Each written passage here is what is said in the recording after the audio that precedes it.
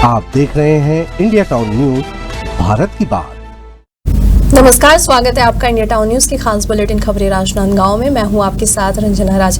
Bulletin की शुरुआत करने से पहले एक नजर आज की सुर्खियों पर। राजनांदगांव जिले में नेशनल लोक अदालत का हुआ आयोजन। समझौते से निपटे हजारों केस, लाखों का जुर्माना माफ किया गया। पक्षकारों में खुशी की लहर। हिमांशु शुक्ला बना सेलेवार का गौरव। साइकिलिंग चैंपियन ने पढ़ाई में मारी बाजी। 10वीं बोर्ड परीक्षा में रचा इतिहास, जिले का नाम किया रोशन।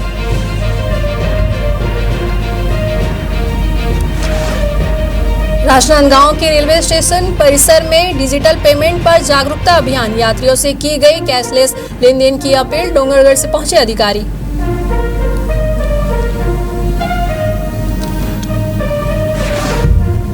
राजनांदगांव जिले में 5 मई से शुरू हुई तेंदुपत्ता तोड़ाई। 51,000 परिवार होंगे लाभान्वित।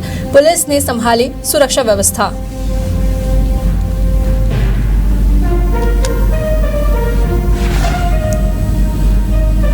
बकरकट्टा में आयोजित हुआ समाधान शिविर। जनता को मिला सरकारी योजनाओं का लाभ। कलेक्टर सहित जनप्रतिनिधि की रही उपस्थिति।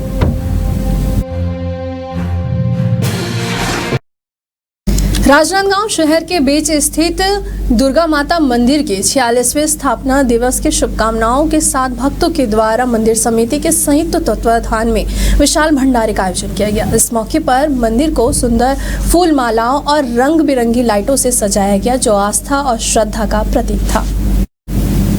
मंदिर में हवन पूजन का आयोजन किया गया, जिसके बाद माता को भोग अर्पित करने की विधि पूरी की गई। इस दौरान विशेष पूजा अर्चना और हवन कुंडी पर यजमानों ने आहुति दी और कन्या भोज के उपरांत विशाल भंडारे की शुरुआत की गई।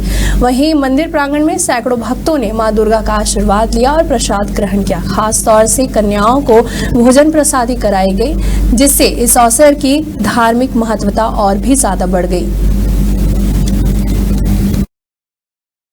ये जो है स्थापना दिवस की खुशी में, इस स्थापना दिवस की खुशी में आम जनता के सहयोग से और मंदिर समिति की ओर से आम लोगों को, गरीब हो चाहे कोई भी व्यक्ति हो, महाप्रसादी के रूप में भंडारा किया जा रहा है। इसके पहले भागवत हुआ तो उसमें भी कम करवाए थे, पिछले साल भी मतलब नवरात्रि के समय भी करवाए थे। वैसे साल में एक बार दो बार हमारे यहाँ कुछ न कुछ कार्यक्रम होते रहता है। उसी हिसाब से हम लोग भंडारा के रूप में लोगों को भोजन करवाते हैं। कितने वर्ष हो गए ये भंडारा के रूप में? तो 5-7 साल से ज्यादा ही हो गया। अगली खबर है छुई खदान से, जहां सुदूर वनांचल क्षेत्र ग्राम बकरकट्टा में सुशासन तिहार के तहत समाधान शिविर का आयोजन किया गया। इस शिविर में कलेक्टर सहित अन्य अधिकारियों की उपस्थिति रही। वहीं शिविर का मुख्य उद्देश्य नागरिकों की समस्याओं का समाधान करना था। शिविर में पेंशन, राशन कार्ड, वन अधिकार पत्र, बिजली बिल में अधिकता की जो शिकायत जैसी है समस्याओं का समाधान किया गया। इसके साथ ही महतारी वंदन योजना, प्रधानमंत्री आवास पट्टा जैसे आवेदनों का भी समाधान किया गया। वहीं कलेक्टर और मुख्य कार्यपालन अधिकारी ने अधिकारियों के साथ मिलकर समस्याओं का निराकरण किया और ग्रामीणों को सरकारी योजनाओं का लाभ प्रदान किया गया। राजनांदगांव जिले में इस साल 5 मई से तेंदुपत्ता तोड़ने का कार्य औपचारिक रूप से शुरू हो गया है। इस महत्वपूर्ण वन उत्पाद अभियान के तहत इस साल 80,800 मानक बोरा तेंदुपत्ता संग्रहण का लक्ष्य निर्धारित किया गया है। आपको बता दें कि तेंदुपत्ता तोड़ाई में लगभग 51,000 परिवार भाग ले रहे हैं, जिससे बड़ी संख्या में ग्रामीणों को रोजगार और आर्थिक लाभ मिलेगा। प्रशासन के द्वारा यह सुनिश्चित किया गया है कि तोड़ाई कार्य सुचारू रूप से संचालित हो और किसी भी प्रकार की बाधा न आए।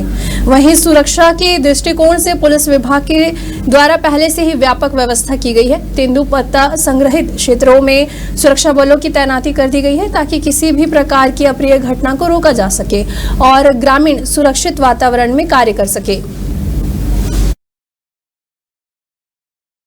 इस वर्ष तेंदुपत्ता सीजन की तोड़ाई 5 तारीख को प्रारंभ की जा चुकी है। इस वर्ष का लक्ष्य 80,800 मानक बोरा है। कैसे तैयारी कैसे की जाए? हर वर्ष की तरह फरवरी के एंड में, फरवरी मिड में शाक कर्तन का कार्यक्रम शुरू किया जाता है। तो शाक कर्तन कार्यक्रम के लगभग 45 दिवस बाद तेंदुपत्ता तोड़ाई और फड़ के अंदर तेंदुपत्ता इकट्ठा किया जाता है। सीजन को ध्यान में रखते हुए पिछले वर्ष की भांति इस बार भी हम लोगों ने एक डिटेल लेटर डीएफओ साहब को लिखा है, राजनांदगांव डीएफओ साहब को, और इसमें हम लोग एक मीटिंग भी जल्दी आहूत करने वाले हैं सभी ठेकेदारों की। इसमें दो मुख्य चीज़ों पे हम लोग ध्यान देते हैं। एक तो जितने लेबर जो बाहर से आते हैं इसमें जो इन्वॉल्व रहते हैं उन सब का जो वेरिफिकेशन है वो हम लोग उनसे डिटेल लेके करवाते हैं, ताकि कोई भी ऐसा असामाजिक तत्व या कोई जैसे बस्तर के क्षेत्र में कई बार हम लोगों को नक्सल गतिविधियों का भी लेबर के फॉर्म में आने की सूचना मिलती है। दूसरा, लेवी कलेक्शन जो नक्सलियों का एक बड़ा सोर्स ऑफ इनकम हमेशा से रहा है तेंदुपत्ता कलेक्शन से, उसके ऊपर हम लोगों का विशेष फोकस शुरू से रहा है। चलिए बढ़ते अगली खबर की ओर, जहां राजनांदगांव के रेलवे स्टेशन परिसर में डिजिटल भुगतान को बढ़ावा देने के उद्देश्य से जागरूकता अभियान चलाया गया। इस अभियान के तहत यात्रियों को डिजिटल पेमेंट के फायदे बताए गए और उन्हें कैशलेस लेन देन के लिए भी प्रोत्साहित किया गया है। इस अवसर पर डोंगरगढ़ से पहुंचे अधिकारियों ने यात्रियों और स्टेशन परिसर में मौजूद कर्मचारियों को डिजिटल लेन देन की प्रक्रिया की जानकारी दी। उन्होंने बताया कि आज के दौर में अधिकतर सेवाएं डिजिटल हो रही है, ऐसे में रेलवे में भी डिजिटल भुगतान को बढ़ावा दिया जा रहा है। अधिकारियों ने यह भी कहा कि डिजिटल पेमेंट में से समय की बचत होती है, लेन देन पारदर्शी बनता है और नगद राशि रखने की जरूरत भी नहीं होती है। वहीं यात्रियों को स्टेशन पर ticket booking, platform ticket, food stall जैसे स्थानों पर भी यूपीआई और अन्य डिजिटल माध्यम से भुगतान करने के लिए प्रेरित किया गया। आज हमने स्टेशन सलाहकार समिति के सदस्यों और हमारे स्टेशन प्रबंधक, हमारे बुकिंग इंचार्ज के साथ मिलकर के रेलवे को डिजिटल पेमेंट में आगे ले जाने के लिए जागरूकता अभियान चला रहे हैं। रेलवे जो है ऑनलाइन टिकट बनाने के लिए अनरिजर्व टिकट के लिए यूटीएस ऐप लाई है और रिजर्व टिकट के लिए तो पहले से आईआरसीटीसी से जो है हम रिजर्व टिकट बना ही रहे थे। और उसके साथ साथ जो है डिजिटल पेमेंट में रेलवे अभी क्यूआर सुविधा लाई हुई है और यूपीआई। तो हम ज्यादा से ज्यादा यात्रियों से यह अनुरोध करेंगे कि वे रेलवे काउंटर पे जो है ना कैश में पेमेंट करने से बचे, क्योंकि रेलवे जब क्यूआर और यूपीआई की सुविधा दे रही है तो उनका उपयोग करने से क्या होता है कि उनको पेमेंट पैसे कैरी करने की भी ये नहीं रहेगी, जरूरत नहीं रहती है। यह बहुत ही अच्छी सुविधा रेलवे ने निकाली है और कोई भी यात्री जब भी अपना इतनी लंबी कैश लेके चलता है तो चोरी चमारी या पॉकेट मारी का हमेशा खतरा बना रहता है।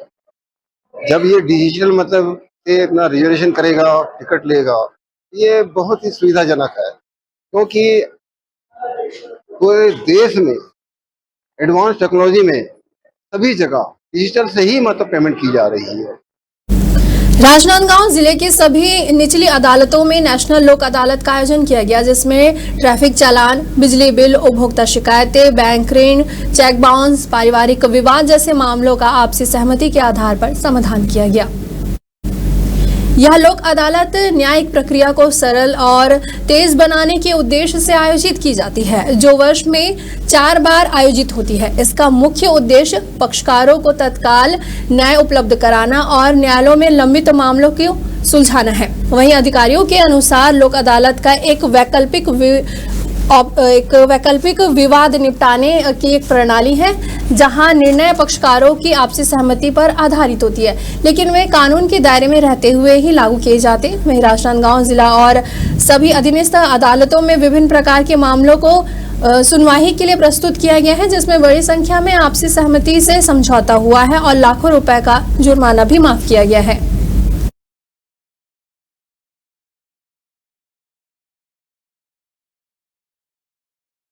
अब देखने के लिए लगाया था।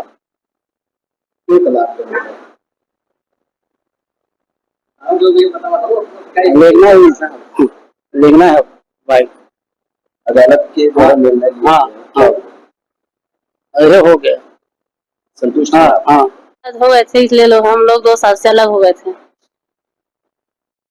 और अब आपसे आप अपना साथ में रहना चाहते हैं हम लोग। अच्छे से। हाँ, ये मामला है यही फैशन हाँ, लोक अदालत में ड्यूटी लगाई थी लोक अदालत? हाँ लगाए। खुश है आप, संतुष्ट हैं? हाँ खुश है हम लोग।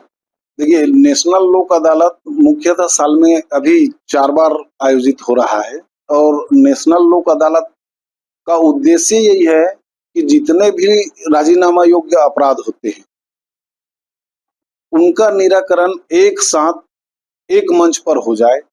और इसके लिए हमने अपने जिले में 49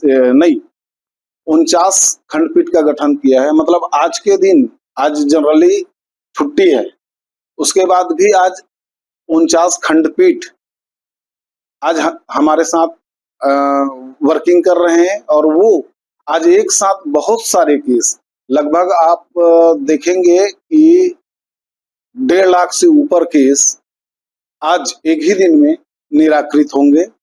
और ये निश्चित ही आंकड़ा कोई बड़ा तो है ऐसा नहीं कहा जा सकता, फिर भी ये आंकड़ा एक ऐसा है कि एक दिन में इतने केस जो सेटल हो रहे हैं वो निश्चित रूप से, अगर हम नियमित रूप से जो बैठते हैं और वर्किंग करते हैं, उन दिनों में इतनी बड़ी संख्या दे पाना मुश्किल है। स्वामी आत्मानंद अंग्रेजी माध्यम विद्यालय सेलेवारा के छात्र हिमांशु शुक्ला ने 10वीं बोर्ड परीक्षा में 87.5% अंक अर्जित कर अंग्रेजी माध्यम में स्कूल टॉपर बनते हुए जिले का नाम रोशन किया है। हिमांशु 2024 में राज्य स्तर माउंटेन साइकिलिंग में भी चयनित होकर स्वर्ण पदक भी जीत चुके हैं। उनकी इस उपलब्धि पर विद्यालय प्रबंधन, शिक्षकों और क्षेत्र की सामाजिक संस्थाओं ने उसे सम्मानित किया है। वहीं हिमांशु के इस उपलब्धि से परिवार में हर्ष का माहौल है। हमारे खास बुलेटिन में फिलहाल इतना ही। मुझे दीजिए इजाजत। नमस्कार।